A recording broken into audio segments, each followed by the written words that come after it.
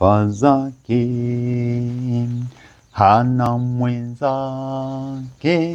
ponya pekee, afurahisha moyo kweli.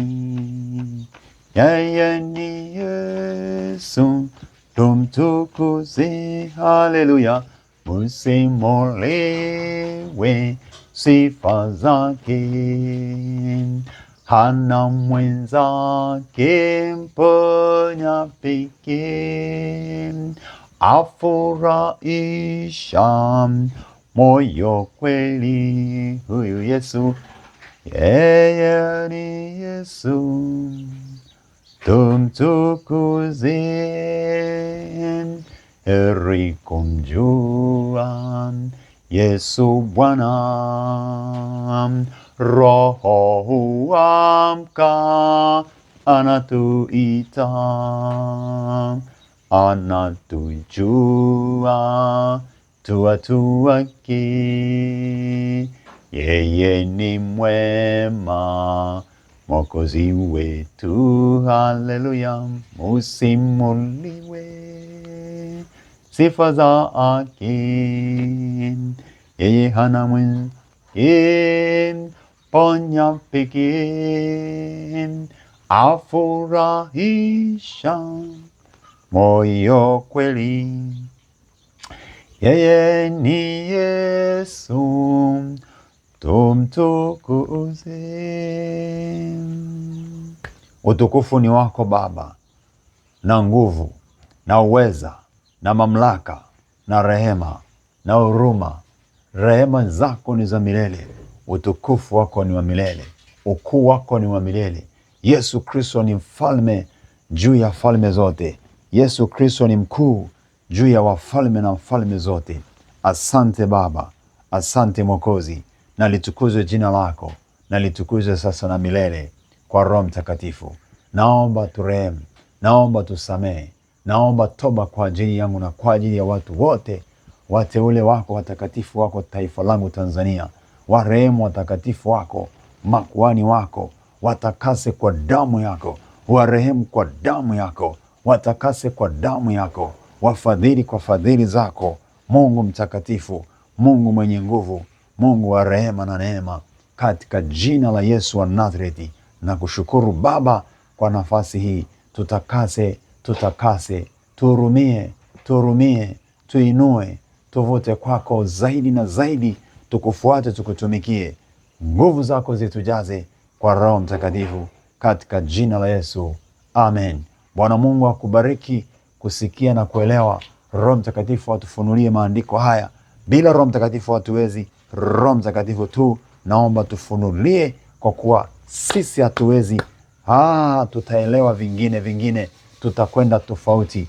Tujaze Roho wako, Yesu. Sante Roho Mtakatifu, mwalimu wetu, kiongozi wetu, msaada wetu.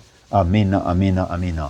Ubarikiwe na Yesu wa Nazareti aliye hai, na Bwana akufunulie sasa kuzidi kutambua, kuelewa na kuponywa kabisa moyo wako, mwili, nafsi.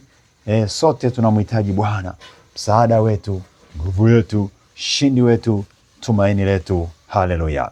Tunaendelea na somo hili la kipekee, kutafakari sana katika Biblia juu ya umuhimu mkubwa wa kuyahusisha maisha yetu na madhabahu ya Mungu mtakatifu. Umuhimu mkubwa, umuhimu wa madhabahu takatifu ya Mungu, umuhimu mkubwa wa kuyahusisha maisha yetu. Kuna madhabahu ya Mungu, kuna maisha yetu na Mungu mtakatifu. Kuna umuhimu mkubwa sasa hapo kuyahusisha, kuyaunganisha, kuyaweka kwenye madhabahu ya Bwana maisha yetu, kama ambavyo yeye Mungu ameliweka jina lake, ameweka na moyo wake, ameweka na macho yake kwenye madhabahu. Ndivyo tumesoma jana hapo kwamba ameweka kwenye madhabahu jicho lake, moyo wake ameweka kwenye madhabahu, ameweka kwenye madhabahu. Anasema ameviweka hapo, na kama ameviweka hapo, na sisi manake tunatakiwa kukimbizia hapo maisha yetu na mambo yetu yakae hapo. Lakini pia akasema Mungu anatuonyesha kwamba anahitaji kutubariki na kukutana na sisi ni kupitia madhabahu. Kwa hiyo umuhimu mkubwa ni hapo, tunaona vitu hivyo vya namna hiyo, kwa kuwa ameweka moyo wake kwenye madhabahu na jina lake na macho yake, lakini pia kwamba ili akutane nasi. Kwa mfano ukiangalia Kutoka 23, Kutoka 20 mstari wa 24, Kutoka 20:24 tulisoma, anasema utanifanyia madhabahu ya udongo, nawe utatoa dhabihu zako juu yake, sadaka za kuteketezwa na sadaka za amani, kondoo zako na ng'ombe zako, kila mahali nitakapotia ukumbusho wa jina langu, hapo ndipo nitakapokujilia na kukubarikia. Nitakapokujilia na kukubarikia. Kwa hiyo Mungu atatujilia na kutubarikia ni pale ambapo tutakuwa sisi tumeweka maisha yetu hapo. Tuangalie na kuona umuhimu wa kuweka maisha yetu hapo. Anasema atatujilia na kutubarikia, lakini kupitia madhabahu. Ni kupitia kwenye madhabahu ndipo atatujilia na kutubarikia, ndipo anatujilia na kutubarikia. Angalia pia katika Wafalme wa Kwanza 9 mstari wa 3, anamwambia Bwana akamwambia, nimeyasikia maombi yako na dua zako ulizoomba mbele zangu. Nimeitakasa nyumba hii ulioijenga ili niweke jina langu humo. Moja, tena anasema niweke jina langu humo milele milele. Anaweka jina lake. Jambo la pili, tena macho yangu na moyo wangu utakuwa hapo siku zote. Ni Wafalme wa Kwanza 9:3 na mistari inaendelea sasa. Unaona hii jambo la ajabu sana. Hii inatuonyesha huu muhimu. Sasa kama yeye mwenyewe muumba wetu ameweka jina lake na macho yake na moyo wake, amevitaja hapa, macho yangu na moyo wangu utakuwa hapo na jina langu litakuwa hapo. Kama ameweka na jina na moyo, basi sisi zaidi sana, manake usiku na mchana. Yani nilisema au tunajifunza kwamba nyumba zetu ni madhabahu, miili yetu ni madhabahu, kila kitu chetu ni madhabahu ya Bwana takatifu. Ndipo tutaweza kuzishinda madhabahu za mizimu. Na tunajifunza haya kwa sababu kuna madhabahu zingine zinazopambana na sisi, zinazotushambulia. Nguvu ya madhabahu ya adui inatufuatilia usiku na mchana, mchana na usiku. Ina makusudi mabaya kwetu, kwa watoto wetu, kwenye biashara zetu, kwenye utumishi, kwenye huduma, kwa kila mahali na mahali wamekusudia mabaya. Lakini kwa jina la Bwana ambaye tunamtumikia, na ikiwa tumeyahusisha maisha yetu na madhabahu ya Bwana, basi kwa kuwa jina lake limo na moyo wake na macho yake, atawaona maadui wote.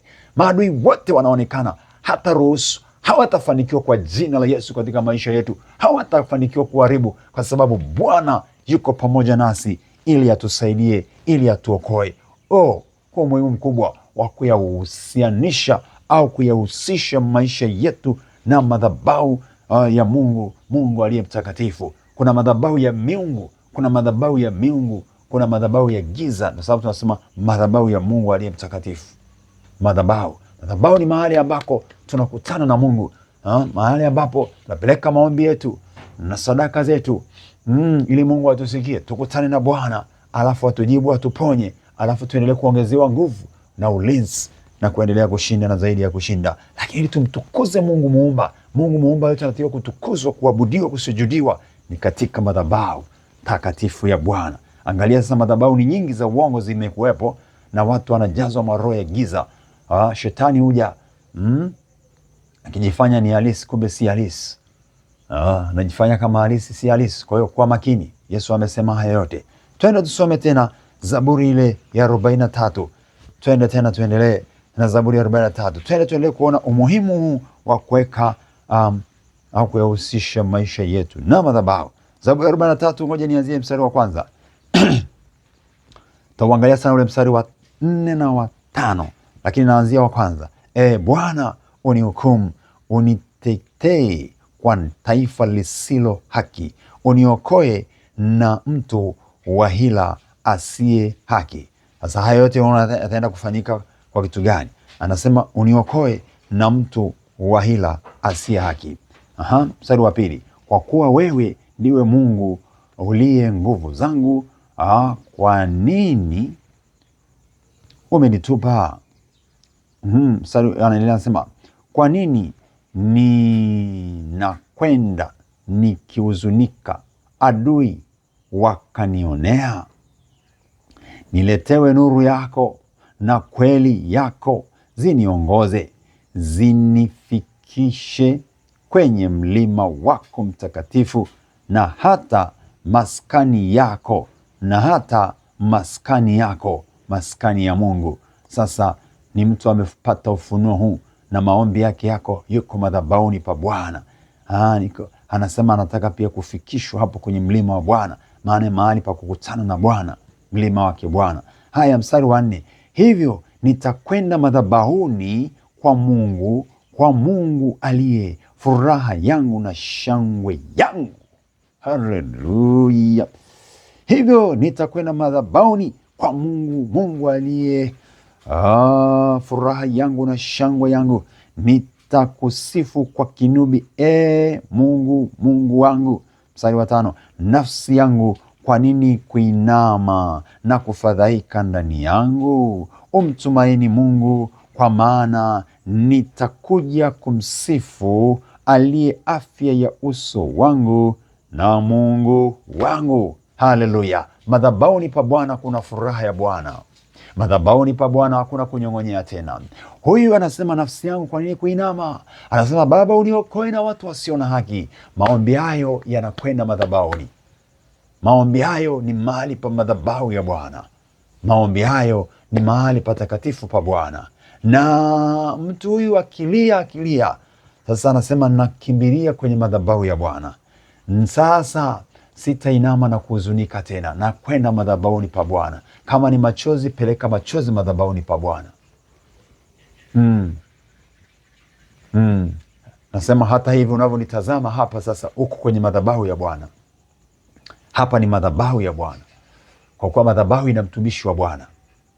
Hakuna madhabahu isiyokuwa na mtumishi wa Bwana. Mtumishi wa Mungu anaposimama, basi hapo ndio madhabahu. Hiyo ndio madhabahu, hapo ndipo madhabahu. Maanake ni mahali ambako Yesu anasema, walipo 2 3 kwa ajili ya jina langu, nami nipo kati yao. Walipo 2 3, nami nipo katikati yao. Haleluya! Sasa anasema, nafsi yangu hapana tena kuhuzunika, nafsi yangu hapana tena kulia. Inawezekana wewe umekuwa na huzuni na manyonge na kunyongea. Manyonge mengi, mambo mengi yamekufanya udhoofike. Katika jina la Yesu ni wakati wa kubadilika, kwamba sema, sasa nitakwenda madhabahuni kwa Mungu aliye furaha yangu na shangwe yangu. Kwake tunapata shangwe, tunapata furaha, tunapata amani, tunapata kushinda na zaidi ya kushinda. Kwake yeye aliye mtakatifu, kwake yeye aliye mwenye nguvu, aliye Baba, aliye mwenye rehema na neema, yeye aliyejaa utukufu, kwake yeye aliyejaa uweza, kwake yeye aliyejaa utukufu na nguvu, aliyejaa neema na rehema. Mungu mkuu sana na mfalme na mtakatifu, tunapata uzima, tunapata ukombozi, tunapata kufunguliwa, tunapata kuinuliwa, tunapata kutakasika katika damu yake Yesu wa Nazareti. Mungu mkuu, mfalme mkuu. Naam. Anasema hivyo nitakwenda madhabahuni. Kwa hiyo maisha yake anaona kimbilio ni wapi? Amepata huzuni, amepata kuaibishwa, na anaona kama ameachwa na Mungu, kama ametupwa. Anasema mstari wa 2, kwa kuwa wewe ndiwe Mungu uliye nguvu zangu, kwa nini umenitupa? Kwa nini ninakwenda nikihuzunika, adui wakinionea uonevu na maonevu na mateso tena hayatakuwepo. Na mtu akifika hapo pakukumbuka ni madhabahuni penye matumaini anarejea, anakumbuka yuko Mungu, anakumbuka iko madhabahu ambayo ninaweza nikaenda nikapeleka haya maombi na kilio changu na huzuni yangu na hali yangu hii. Kuna madhabahu natakiwa niende. kuna mahali pa kwenda. Ni wapi? Madhabahuni pa Bwana. Sio kwa waganga wa kienyeji, sio kwa mtu, sio kwa watu, sio kwingine, sio kwenye pombe. Wengine wanakunywa pombe ili eti kuondoa mawazo, sigara, bangi, eti inasema wanaondoa mawazo sijui na nini, wamekwazika. Kwa hiyo kukwazika kwake anaenda kwanza kukaa mahali pia wengine wanapokunywa pombe. Hapo naenda kuongeza matatizo juu ya matatizo. Tafuta pa kukimbilia ambapo ni madhabahu takatifu, mahali sahihi ambako utakutana na Mungu. Shida zetu, taabu zetu, tunahitaji kukutana na Mungu. Tunahitaji kukutana na Mungu. Sasa mahali pa kukutana na Mungu ni katika madhabahu. Tumesoma katika Wafalme wa Kwanza 9:3, anasema nimeliweka jina langu hapo na macho yangu hapo na moyo wangu. Lakini kwenye Kutoka 20:20 anasema utakaponitolea na sadaka hapo na maombi hapo, anasema nitakujilia na kukubarikia. Huo ndio muhimu kubwa. Kwa hiyo hakuna kimbilio lingine. Kimbilio la kukimbilia mahali pa kukimbilia ni kwenye madhabahu. Kimbilio letu ni kwa Yesu, kwenye madhabahu ya kwake, madhabahu ya Calvary, ambayo alimwaga damu, alitoa maisha yake hapo ili sisi maisha yetu yapate kuimarika, kusimama, kuponywa, kuokolewa, kubarikiwa, kuishi katika nguvu zake. Jina la Yesu nalitukuzwe sana na lihimidiwe sana. Hivyo nitakwenda madhabahuni pa Bwana Mungu aliye furaha yangu, nitakusifu kwa kinubi. Sasa furaha inarejea na vyombo vya kuimba vitarejea. Atapiga na vyombo, atamwimbia kwa kusifu. Nafsi yangu, kwa nini kuinama na kufadhaika ndani yangu? Umtumaini Mungu, kwa maana nitakuja kumsifu, kwa maana nitakuja kumsifu aliye afya ya uso wangu na Mungu wangu. Aliye afya ya uso wangu ndiye afya yetu, uzima wetu, uzima wetu.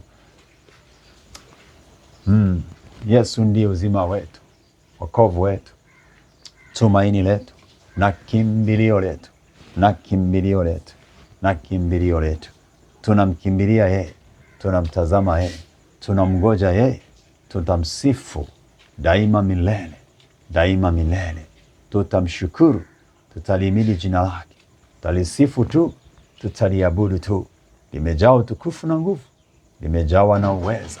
Jina lenye uweza, jina lenye mamlaka, jina linalookoa, jina linaloponya, jina linalotakasa. Jina ni jina la Yesu, lenye nguvu na utukufu mwingi na mamlaka.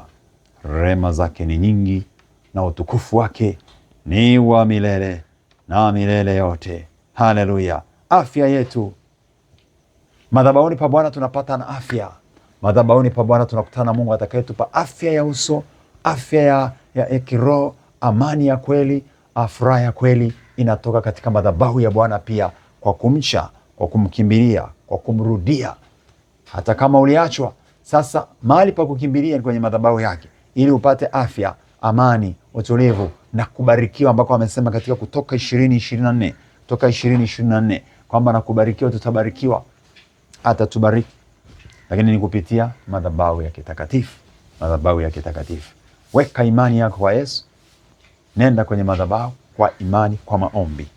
Kuna uwezekano mkubwa kabisa wa kushinda, wa kuponywa kutoka nguvu za magonjwa na mateso na maumivu katika jina la Yesu. Madhabahu ya Bwana. Kuna madhabahu nyingi zinazotufuatia za miungu, za kichawi, za waganga, za mapepo, za kiukoo.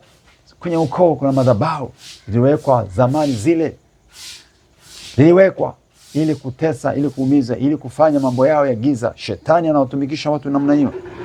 Kwa hiyo sisi tukisimama na madhabahu ya Bwana sawa sawa, tukitembea katika madhabahu ya Bwana sawa sawa, tukiyahusisha maisha yetu na madhabahu ya Mungu, maana yake tunaachanishwa na tunafuta uhalali wa madhabahu zingine kutufuatia, tushinda au kutunasa au kupata kitu. Hawawezi kupata kitu kwetu, kwa sababu hatuna ushirika na madhabahu nyingine ila ya Bwana Yesu tu.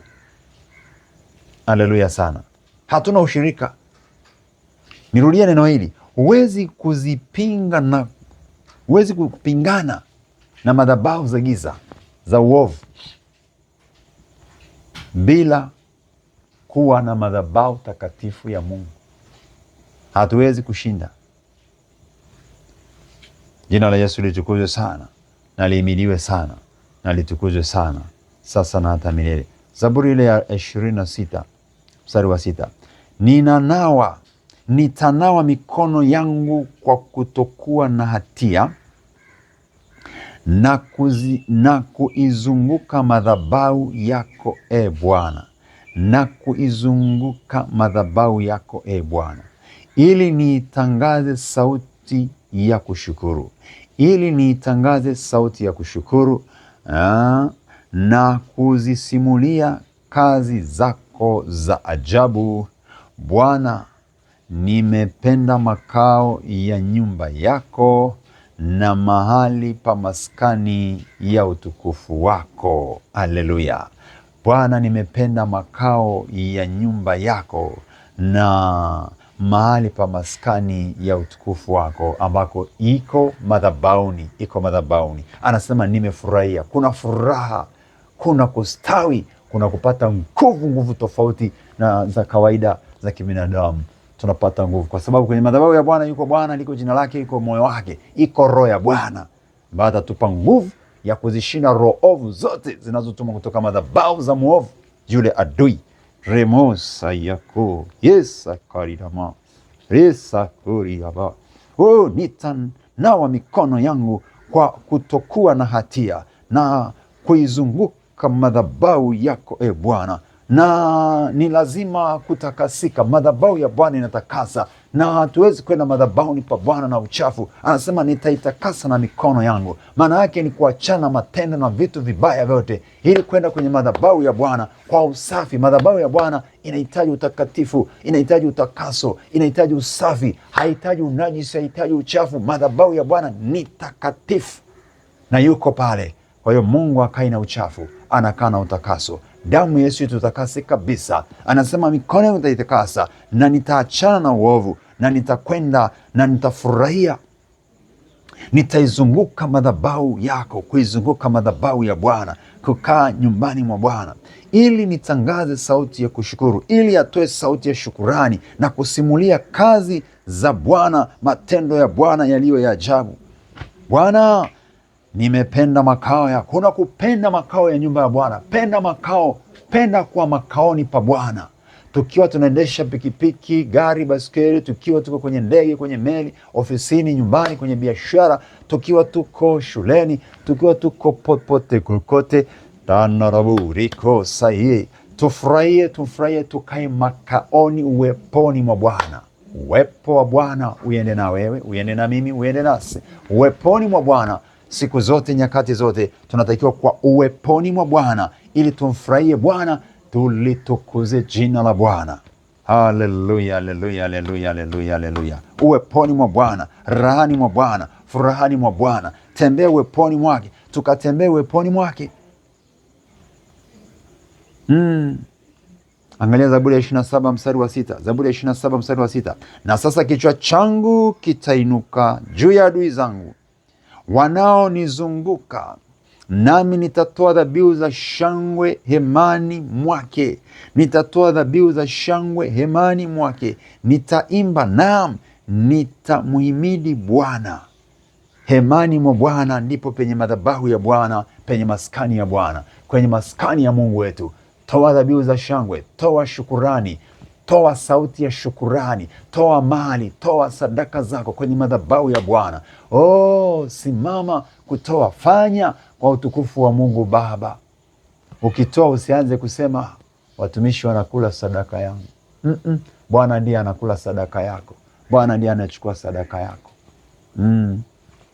Atakiona naitumia kwa matumizi, huyo unapopeleka, maana yake anayepokea ni Mungu.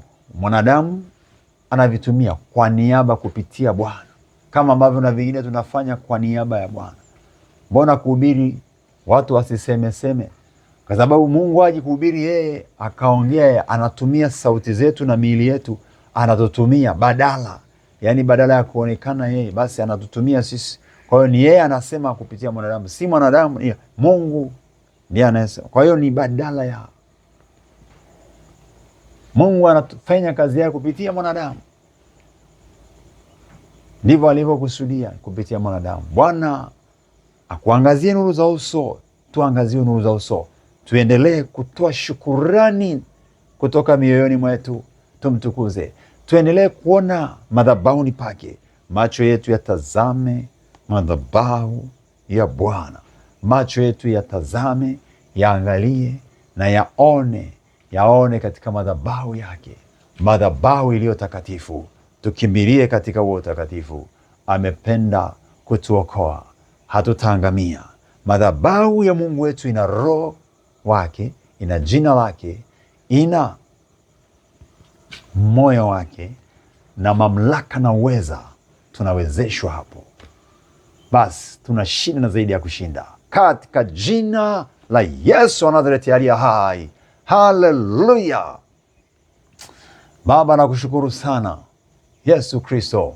Asante kwamba umetenda, asante kwamba umeponya. Hata yule aliye na ugonjwa anyenisikia, ugonjwa ukimbie, mapepo yakimbie, majini wakimbie, roho za wasi zikimbie, mashaka ikimbie kwa jina la Yesu. Baba, naomba kuvutwa, watu wako tuvutwe, tuendelee kupiga magoti, kusujudu, kuabudu, kutoa shangwe na shukurani hekaluni mwako, madhabahuni pako. Bwana, mvute yule kaka, una kaka wengi, kina dada wengi, vijana wengi, wavute kwa uweza wako, watoke kwenye madhabahu za adui, watoke kwenye dunia ya udanganyifu, waje kwenye ulimwengu wa roho, waje kwenye ufalme wako. Bwana, naomba vute yule kaka, vute yule kijana, Bwana, na hata sasa vichwa vyetu vikainuke juu ya wale adui waliotuzunguka, nasi tukatoe dhabihu za shangwe imani mwako katika madhabahu yako, tukaimbe na kufurahia mbele zako Bwana.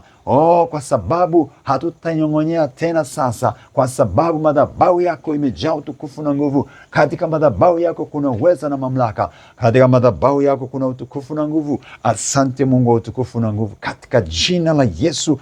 Bwana, nami naomba mkono wako wenye nguvu na roho wako juu ya kijana yule na mtu anayesikia sasa, madhabahu inayoshindana naye na inayoleta hasara, umaskini, magonjwa, magomvi, mafarakano, kunyong'onyea, na iharibike hiyo madhabahu, na isambaratike sasa na kutoweshwa kwa jina la Yesu wa Nazareti aliye hai, kwa jina la Yesu Kristo wa Nazareti aliye hai, kwa jina la Yesu na kwa damu ya Yesu.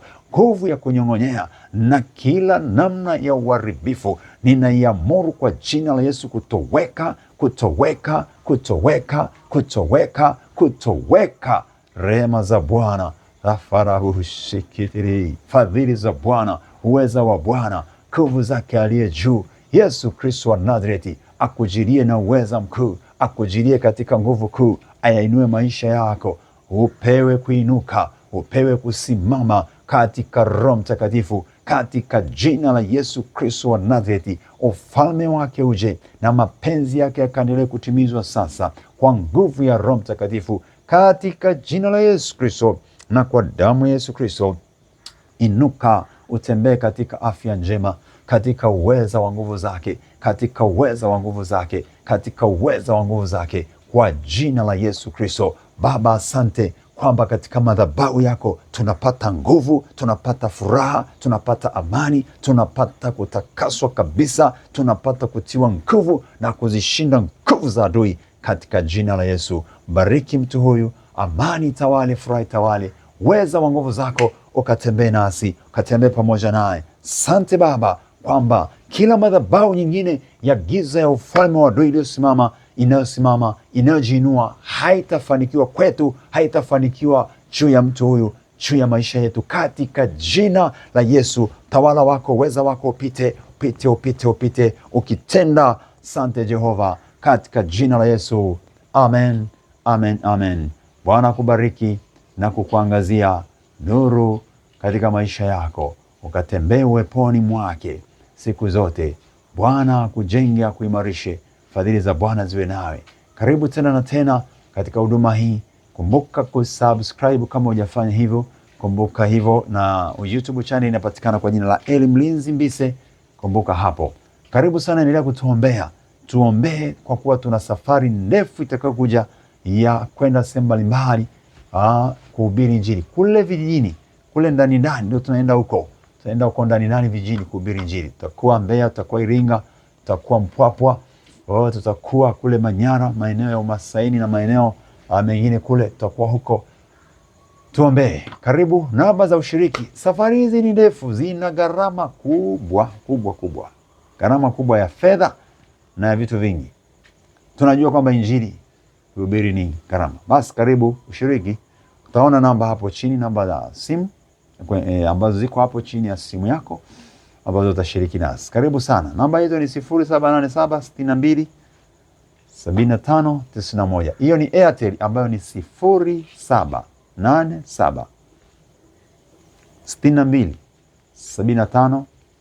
0787627591.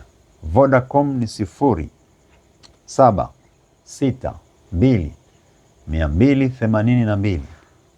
0762282439.